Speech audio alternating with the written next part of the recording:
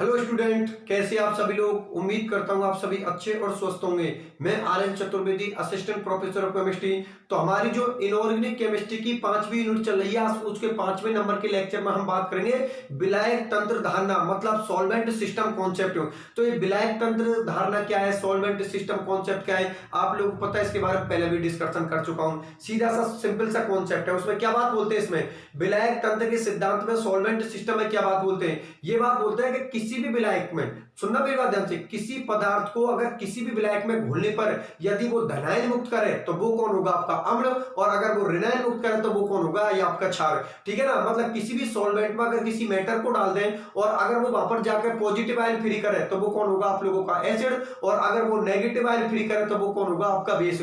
बात मेरी आप लोगों को समझ में आ गई। अब वो विलायक, वो सॉल्वेंट आपका कोई भी हो सकता है। मेरी बात आप लोगों को समझ में आ गई। मतलब किसी पदार्थ को किसी विलायक में डालने पर यदि उस पर पॉजिटिव चार्ज आता है तो वो एसिड होगा, और अगर नेगेटिव चार्ज आता है तो वो कौन होगा, बेस। मेरी बात आप लोग समझ में आ गई। पॉजिटिव वाले को मैं क्या बोल रहा हूं, एसिड, और नेगेटिव वाले को मैं क्या बोल रहा हूं, बेस। अभी दो एग्जांपल ले लेता हूं, दो एग्जांपल के बेस पे आपके बहुत बढ़िया तरीका से समझ में आ जाएगी। एक बार फिर बता देता हूं, हमारा कॉन्सेप्ट विलायक तंत्र धारणा मतलब सॉल्वेंट सिस्टम कॉन्सेप्ट है। इसमें मैं क्या बात बता रहा हूं कि किसी पदार्थ को अगर किसी विलायक में डालें, विलायक में डालने पर अगर वो धनायन में मुक्त हो तो वो कौन होगा, एसिड। और अगर वो ऋणायन में मुक्त हो तो वो कौन होगा, आपका बेस।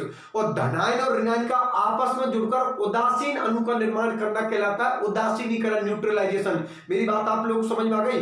धनायन और ऋणायन के आपस में जुड़कर उदासीन अणु का निर्माण करना क्या कहलाता है, उदासीनीकरण, न्यूट्रलाइजेशन। ठीक है ना। धनायन को क्या बोलते हैं, कैटायन, और ऋणायन को क्या बोलते हैं, एनायन। खूब इंग्लिश मीडियम वाले जितने भी स्टूडेंट है वो समझ लेना, कोई दिक्कत वाली बात नहीं भाई। विलायक को हम क्या बोलते हैं, सॉल्वेंट बोलते हैं। ठीक है ना। तो ये सिस्टम ही अपना कौन सा, सॉल्वेंट सिस्टम कॉन्सेप्ट है अपना।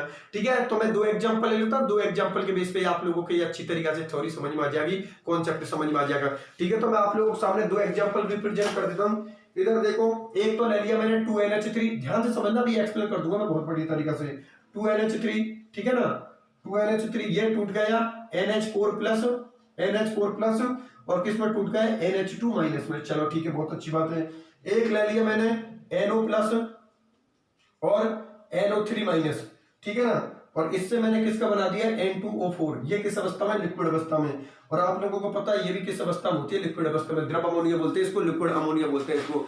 ठीक है। अब देखो, इधर देखो बोर्ड की तरफ, मैंने क्या बात बोली आप लोगों के, क्या ये भी लिक्विड अवस्था में, मतलब ये भी विलायक है आप लोगों का, और ये भी लिक्विड अवस्था में, मतलब ये भी विलायक है, आपको सॉल्वेंट है। ठीक है ना। तो देखो आप लोगों को पता है कि ये विलायक है, ठीक है ना। ये किस में टूटा है, NH4 प्लस और NH2 माइनस में। तो मैंने आप लोगों से क्या बात बोली है कि जिस पर पॉजिटिव चार्ज आएगा वो तो होगा एसिड, और जिस पर नेगेटिव चार्ज होगा वो कौन होगा, बेस।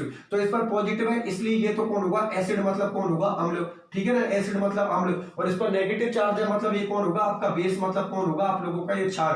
पहले तो ये बात आप लोगों को समझ में आई है, नहीं आई। और ये अगर आपस में एक दूसरे से जुड़कर अगर NH3 अणु का निर्माण बने तो आप लोगों को पता है यहां पर इसका पॉजिटिव चार्ज है, यहां पर इसका नेगेटिव चार्ज है, मतलब दोनों के पास चार्ज है। अगर ये आपस में जुड़ जाए तो आपको होता है NH3 बनेगा, और NH3 के पास कोई चार्ज नहीं है, अर्थात ये कौन सा अणु है, उदासीन है, मतलब न्यूट्रल मॉलिक्यूल आपका। तो इस प्रोसेस को हम क्या बोलते हैं, उदासीनीकरण, न्यूट्रलाइजेशन। बात आप लोगों को समझ में आ गई। नीचे वाले को देखो, इसके पास पॉजिटिव है, पॉजिटिव वाले को हम क्या बोल रहे हैं, एसिड, और नेगेटिव वाले को हम क्या बोल रहे हैं, बेस। इसका मतलब ये तो कौन होगा आप लोगों का, एसिड, क्योंकि इसके पास पॉजिटिव है, और ये कौन होगा आप लोगों का, बेस, क्योंकि इसके पास कौन सा चार्ज है, नेगेटिव। ठीक है ना। पॉजिटिव वाले को तो अम्ल बोल रहा हूं, और नेगेटिव वाले को मैं क्या बोल रहा हूं, क्षार बोल रहा हूं। अब आपको पता है ये पॉजिटिव और नेगेटिव आपस में जुड़ जाए तो N2O4 उदासीन अणु का निर्माण हो रहा है। इस उदासीन अणु के निर्माण को हम क्या बोलते हैं, उदासीनीकरण, न्यूट्रलाइजेशन। मेरी बात आप लोगों को समझ में आई है, नहीं आई। ये आपका सॉल्वेंट सिस्टम कॉन्सेप्ट है। ठीक है। किसी स्टूडेंट को कोई तकलीफ, किसी को भी कोई तकलीफ नहीं होनी चाहिए, बहुत ही सिंपल कॉन्सेप्ट है।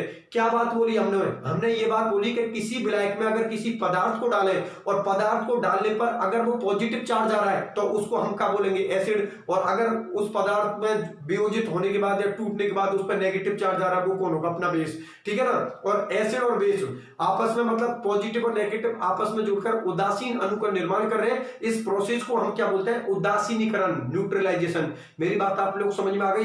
ये कॉन्सेप्ट था आपका विलायक तंत्र मतलब सॉल्वेंट सिस्टम कॉन्सेप्ट है। बहुत ही सिंपल कॉन्सेप्ट है। प्लस वाले एसिड होंगे और माइनस वाले बेस होंगे, मतलब प्लस वाले अम्ल होंगे और माइनस वाले क्षार होंगे। ठीक है। इस तरीके से आपके 5 कॉन्सेप्ट कंप्लीट हो गए। और एक बात और बता देता हूं, इस यूनिट के साथ ही मतलब इस टॉपिक के साथ ही ये यूनिट अपनी कंप्लीट हो जाएगी। ठीक है ना, 5 कॉन्सेप्ट है, इनको बता दिया।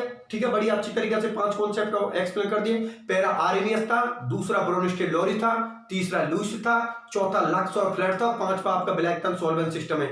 एक टॉपिक है आप लोगों का, एक क्वेश्चन है, तो एक टॉपिक को और करवा देता हूं, प्रोटॉन बंधुता, प्रोटॉन एफिनिटी, और एक दो क्वेश्चन है, उन क्वेश्चनों को करवा के इस यूनिट का हम कर देंगे एंड। और इस यूनिट के क्वेश्चन देखो बहुत ही सिंपल से, मतलब इनऑर्गेनिक, ऑर्गेनिक और फिजिकल में इन तीनों अपने पेपर में सबसे सिंपल यूनिट अपनी एसिड और बेस वाली फ्री के नंबर है, ये मान लो। ठीक है ना, 5 लेक्चर में क्लियर होगा, नोट्स भी इसके बहुत छोटे से। और अभी आज के ही, क्योंकि ये इस यूनिट का लास्ट लेक्चर है, आज के इस यूनिट के अंदर ही मैं आप लोगों के लिए पूरे क्वेश्चन बता दूंगा कि यूनिवर्सिटी ने 2019 में इसके कैसे क्वेश्चन पूछे थे, 18 में कैसे क्वेश्चन पूछे थे, 17 में कैसे पूछे थे, 15 में कैसे पूछे थे, 16 में कैसे पूछे थे। इस लेक्चर में मैं डिस्कशन कर दूंगा। मतलब ये लेक्चर इस यूनिट का लास्ट एंड फाइनल लेक्चर है। ठीक है ना, आप लोग देख लेना, बहुत ही सिंपल के क्वेश्चन आते हैं। और वैसे भी स्टडी मटेरियल नाम के फोल्डर में मैंने आप लोगों के लिए क्वेश्चन डाल रखे हैं, आप लोग खुद देख लेना कि यार इस यूनिट से, जो अपनी यूनिट 5 है एसिड और बेस वाली, उसमें 19 में कैसे क्वेश्चन पूछे इस यूनिट से, 18 में कैसे पूछे हैं, 17 में कैसे पूछे हैं, 16 में कैसे पूछे हैं, 15 में कैसे पूछे हैं। ठीक है ना, तो आप लोग आराम से देख लेना, मैं तो बता ही दूंगा लास्ट में। ठीक है ना, मैं तो बता ही रहा हूं, आप भी देख लेना। ठीक है ना, तो हम इसके लास्ट एंड फाइनल टॉपिक को ले लेते हैं, प्रोटॉन बंधुता, प्रोटॉन एफिनिटी। तो ये प्रोटॉन बंधुता क्या होती है, प्रोटॉन एफिनिटी क्या होती है, इसका डिस्कशन करते हैं। तो इसको तो मिटा देता हूं, किसका डिस्कशन करते हैं, प्रोटॉन बंधुता, प्रोटॉन एफिनिटी का। चलो ठीक है, कर लो प्रोटॉन बंधुता, प्रोटॉन एफिनिटी का डिस्कशन।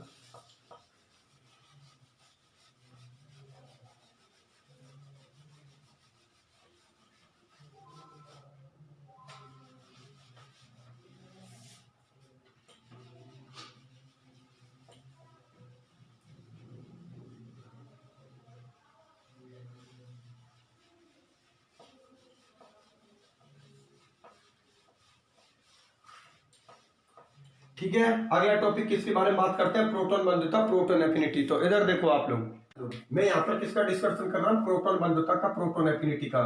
ठीक है ना, किसकी बात कर रहे हैं, प्रोटॉन बंधुता मतलब प्रोटॉन एफिनिटी, प्रोटॉन बंधुता मतलब proton affinity, proton affinity, proton affinity मतलब प्रोटॉन बंधुता। अब इसको ध्यान से समझने का, आखिरकार प्रोटॉन बंधुता, प्रोटॉन एफिनिटी क्या होती है। तो देखो, प्रोटॉन बंधुता, प्रोटॉन एफिनिटी का एक कॉमन शब्दों में बता देता हूं, बहुत ही कम शब्दों में, नाम से पता लग रहा। प्रोटॉन बंधुता मतलब H+ को ग्रहण किए जाने का गुण क्या कहलाता है, प्रोटॉन बंधुता या प्रोटॉन एफिनिटी। तो सुनो मेरी बात ध्यान से, क्या किसी अणु या आयन के द्वारा H+ ग्रहण किए जाने का गुण क्या कहलाता है, प्रोटॉन बंधुता या प्रोटॉन एफिनिटी। नहीं आई मेरी बात समझे, एक बार फिर सुनना, कि किसी भी अणु या आयन के द्वारा H+ ग्रहण किए जाने का गुण क्या कहलाता है, प्रोटॉन बंधुता या प्रोटॉन एफिनिटी। मेरी बात आप लोगों को समझ में आई या नहीं आई, क्या किसी अणु या आयन के द्वारा H+ ग्रहण किए जाने का गुण क्या कहलाता है, प्रोटॉन बंधुता, प्रोटॉन एफिनिटी। एक एग्जांपल से मैं आपको एक्सप्लेन कर देता हूं। सपोज करो ये कोई भी अणु या आयन है, इससे मैं H+ को जोड़ रहा हूं, H+ को जोड़ रहा हूं, तो ये हो जाएगा A+ और H, और कौन सी चीज बाहर हो जाएगी आपकी, प्रोटॉन बंधुता मतलब प्रोटॉन एफिनिटी। कहने का मतलब ये हुआ, इस प्रोसेस को हम क्या बोलेंगे, प्रोटॉन बंधुता, प्रोटॉन एफिनिटी। ये कोई भी आपका अणु या आयन हो सकता है, वो H+ को ग्रहण कर रहा है, H+ को ग्रहण कर रहा है, तो इस प्रोसेस को हम क्या बोलेंगे, PA, प्रोटॉन एफिनिटी, जिसको हिंदी में हम क्या बोलते हैं, प्रोटॉन बंधुता। मेरी बात आप लोगों को समझ में आ गई। तो जो आपकी ये प्रोटॉन बंधुता होती है ना, ये क्षारकता का मान होता है, बेसिसिटी का मान होता है। किस तरीका से होता है, अभी मैं एक एग्जांपल ले लेता हूं, उससे आपको एक्सप्लेन कर दूंगा कि जो प्रोटॉन बंधुता होता है वो क्षारकता, बेसिसिटी का मान कैसे होता है, उस चीज को ध्यान से समझना। तो देखो मैं आप लोगों के लिए बता देता हूं, यहां पर N-3, ठीक है ना, N-3। अब मुझे एक बात बताओ यार, नाइट्रोजन के पास चार्ज कितने, -3, तो कॉमन सी बात है -3, और इसको मुझे उदासीन न्यूट्रल फॉर्म में लाना है, न्यूट्रल फॉर्म में लाना है, तो कॉमन सी बात है, इससे मैं कितने H+ जोड़ दूं, 3 H+ जोड़ दूं। भाई एक H+ के पास कितना चार्ज होता है, 1 होता है, तो 3 H+ के पास कितने प्लस हो जाएंगे, 3 प्लस हो जाएंगे, 3 माइनस हो जाएंगे, एक दूसरे को कैंसिल आउट करके उदासीन बन लेंगे। तभी तो इस प्रोसेस को मैं क्या बोल रहा हूं, उदासीनीकरण मतलब न्यूट्रलाइजेशन। इसका मतलब इसको बैलेंस करने के लिए कितने प्रोटॉनों की जरूरत है, 3 प्रोटॉनों की, 3 H+ की। ये क्या बन गया आपका NH3। अब की बार मैंने ले लिया NH माइनस के 2, तो कॉमन सी बात है, इसके लिए कितने प्रोटोनों की जरूरत है? 2 प्रोटोनों की जरूरत है। ठीक है, उदासीन करने के लिए कितने प्रोटोनों की जरूरत है? 2। इसका मतलब ये क्या हो गया NH3। अब की बार ले लिया मैंने NH2 माइनस, तो इसको उदासीन या बैलेंस करने के लिए कितने प्रोटोन की जरूरत है? 1 प्रोटोन की जरूरत है। ठीक है ना, तो आप लोगों को ये क्या बन गया NH3। पहले तो ये बात होता है, ये बात आप लोगों को समझ में आई या नहीं आई? मैं क्या बोल रहा हूं प्रोटोन बंधुता के बारे में, क्या किसी अणु या आयन, ये यहां पर कौन है? आयन है। किसी अणु या आयन के द्वारा H प्लस ग्रहण किए जाने का गुण क्या कहलाता है? हमारा प्रोटोन बंधुता है। H प्लस को ग्रहण किए जाने का गुण क्या कहलाता है? प्रोटोन बंधुता है। ये यहाँ पर कितने प्रोटोन को ग्रहण कर रहा है? 3। ये यहाँ पर कितने प्रोटोनों को ग्रहण कर रहा है? 2। और ये यहाँ पर कितने प्रोटोनों को ग्रहण कर रहा है? 1। तो मुझे एक बात बताओ यार कि यहाँ पर प्रोटोन बंधुता, प्रोटोन एफिनिटी सबसे ज्यादा किसकी है? N-3 की। क्यों? क्योंकि इसने कितने प्रोटोनों को एक्सेप्ट किया? 3। उसके बाद किसको होगी? NH-2 की, क्योंकि इसने कितने प्रोटोन लिए? 2। और उसके बाद में आपको कौन होगी? NH2 माइनस, क्योंकि इसने कितना प्रोटोन लिया? 1। तो यहां पर सबसे ज्यादा जो प्रोटोन बंधुता होगी वो किसकी होगी? N-3 की। उसके बाद में किसकी होगी? NH-2 की। और उसके बाद कौन होगी? NH2 minus. ये ऑर्डर है आपकी प्रोटोन बंधुता या क्षारकता। प्रोटोन बंधुता या क्षारकता, बेसिसिटी, क्षारकता। ठीक है, क्षारकता, बेसिसिटी। ठीक है, बात आप लोगों को समझ में आ गई ना? प्रोटोन बंधुता या क्षारकता की वैल्यू है। यहां पर इसने कितने प्रोटोन एक्सेप्ट किए हैं? 3। इसने कितने किए हैं? 2। इसने कितने किया? 1। तो कॉमन सी बात है, सबसे ज्यादा प्रोटोन बंधुता किसकी है? N-3 की, क्योंकि इसने कितने प्रोटोन लिए थे? 3। उसके बाद किसकी है? NH-2 की, क्योंकि इसने कितने प्रोटोन लिए थे? 2। और उसके बाद कौन है? NH2 माइनस की, क्योंकि इसने कितने प्रोटोन को लिया? 1। तो यही आपका क्षारकता का बेसिसिटी का ऑर्डर होगा और यही आप लोगों का प्रोटोन एफिनिटी, प्रोटोन बंधुता का मान होगा। ये टॉपिक आपका प्रोटोन बंधुता, प्रोटोन एफिनिटी का सीधा सिंपल सा टॉपिक है, कोई दिक्कत वाली बात नहीं है। तो ठीक है, मैं बात मानता हूं कि प्रोटोन बंधुता, प्रोटोन एफिनिटी आपके अच्छी तरीके से समझ में आ गए। अब प्रोटोन बंधुता, प्रोटोन एफिनिटी तो आपका अच्छी तरीके से समझ में आ गया। अब इसके 1-2 क्वेश्चन है, उन क्वेश्चन को करवा के और इस यूनिट को हम क्या करते हैं? खत्म करते हैं। ठीक है ना, इस 1-2 क्वेश्चनों को करवा के इस यूनिट को खत्म करते हैं। कुछ यूनिवर्सिटी की जो क्वेश्चन है उनको भी सॉल्व करवा दूंगा। ठीक है ना, उसके बाद यूनिट को बिल्कुल खत्म करते हैं। अगली यूनिट के अंदर मैं पहले लेक्चर में मिलूंगा आप लोगों से। ठीक है ना, तो मैं एक काम करता हूं, इसको मिटा देता हूं और अगले बारे में डिस्कशन करते हैं हम लोग। ठीक है ना, क्वेश्चन के बारे में डिस्कशन करते हैं, जो एक क्वेश्चन दे रखा है हमारे नोट्सों के अंदर। चलो उसके बारे में भी डिस्कशन कर लो आप लोग।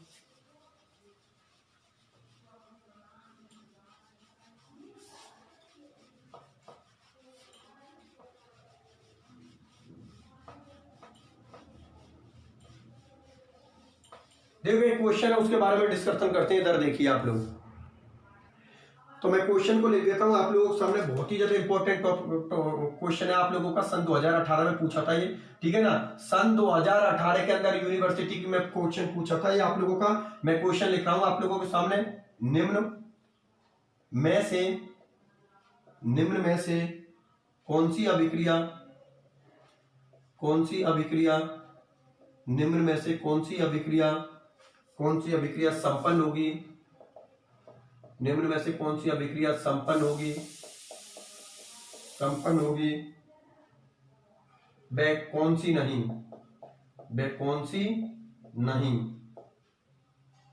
व कौन सी नहीं होगी?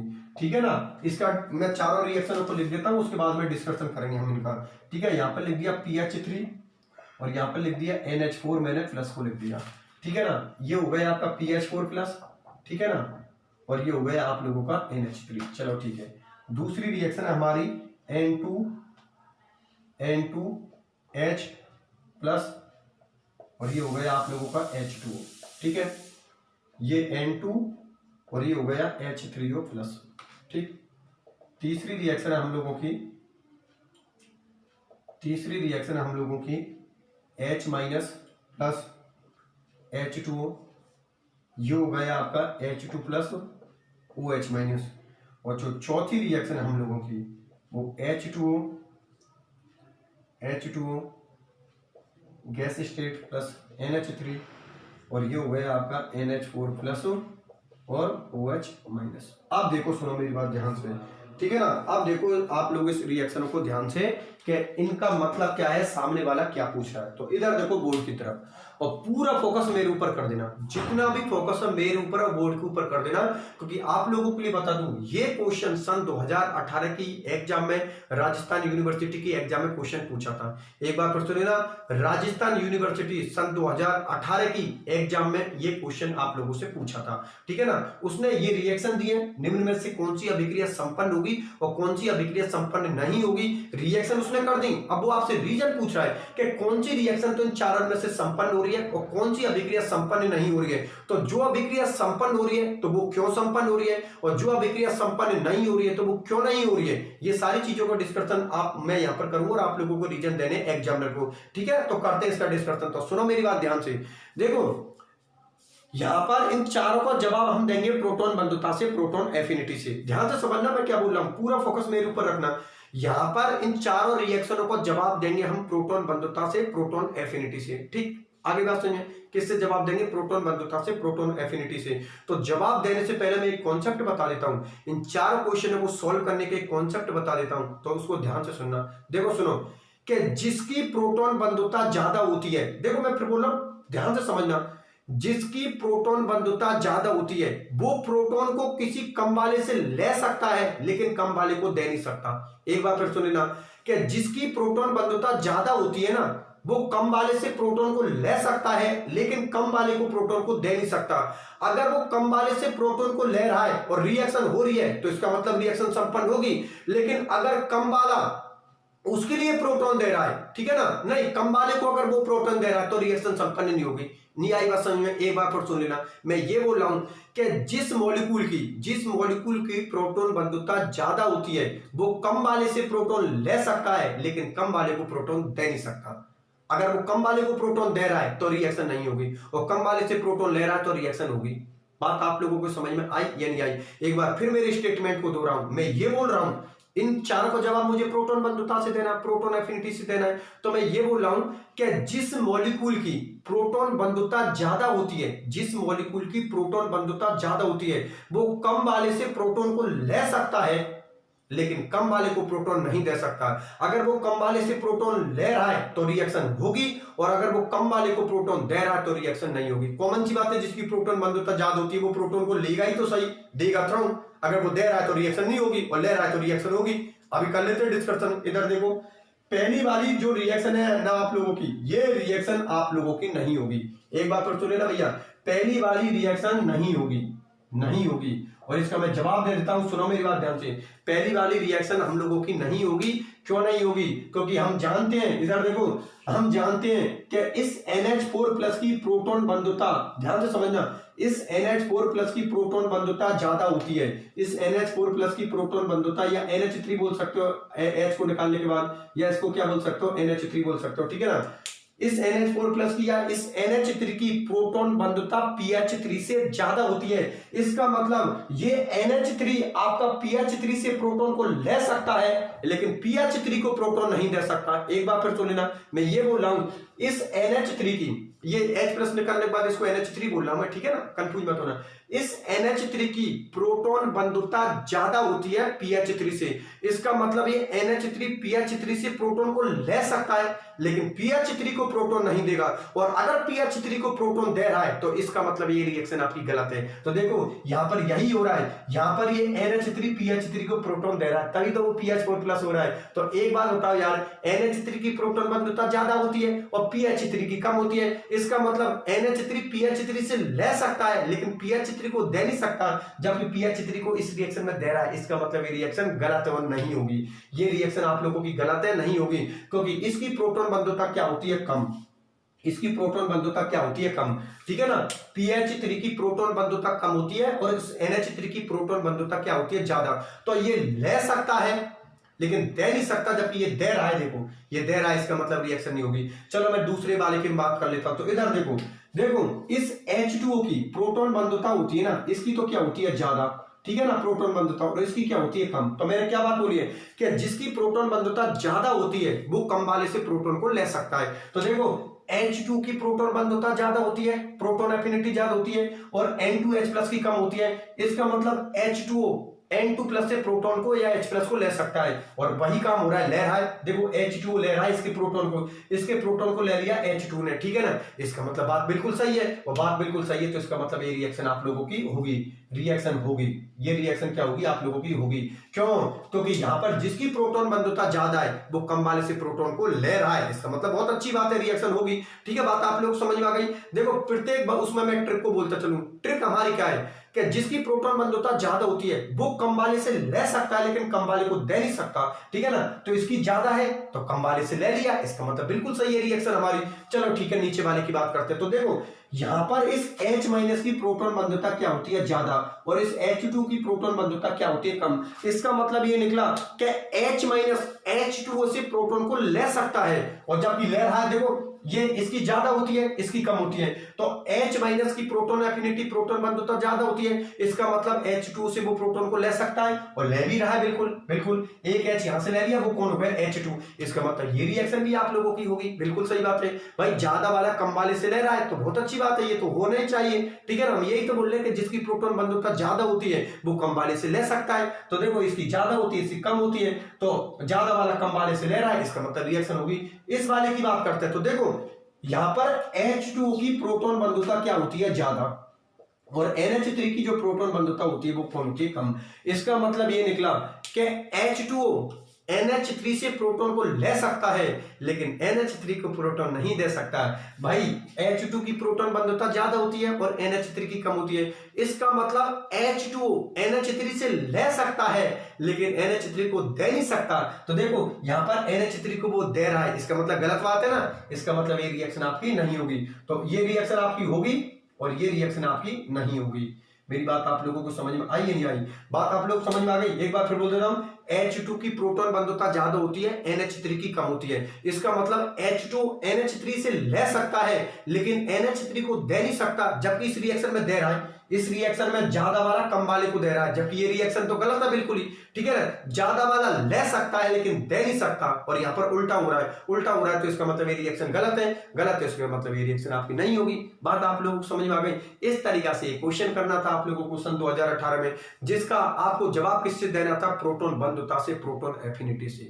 मेरी बात आप लोगों को समझ में आई नहीं आई? इसका जवाब किससे देना था, प्रोटॉन बंधुता से, प्रोटॉन एफिनिटी से, ठीक है। सभी स्टूडेंटों को ये चीज समझ में आ जानी चाहिए, ठीक है ना। एक बार फिर पूरे कॉन्सेप्ट को बहुत ही ट्रिक में बता देता हूं। देखो एक बार फिर बोल देता हूं, इस पूरे टॉपिक ये जो क्वेश्चन सॉल्व किया है ना, इसको मैं ट्रिक में बता देता हूं। ट्रिक में इसको किस तरीका से करोगे, सुनो भैया, मैंने क्या बात बोली है कि जिस आयन की या जिस अणु की प्रोटॉन बंधुता ज्यादा होती है वो कम वाले से प्रोटॉन को ले सकता है, अगर ऐसा हो रहा है तो रिएक्शन होगी, लेकिन कम वाले को वो दे नहीं सकता, और अगर कम वाले को वो दे रहा है तो रिएक्शन नहीं होगी। कॉमन सी बात है, ठीक है ना। ले सकता है लेकिन दे नहीं सकता, ठीक है ना। तो इस कॉन्सेप्ट में आप लोगों की सारी प्रॉब्लम अच्छी तरीके से हो जाएंगी, ठीक है ना। तो ये तो होती है अपनी पूरी यूनिट फिनिश, ठीक है ना, पूरी कंप्लीट, सारे टॉपिक सारी चीजें करवा दी।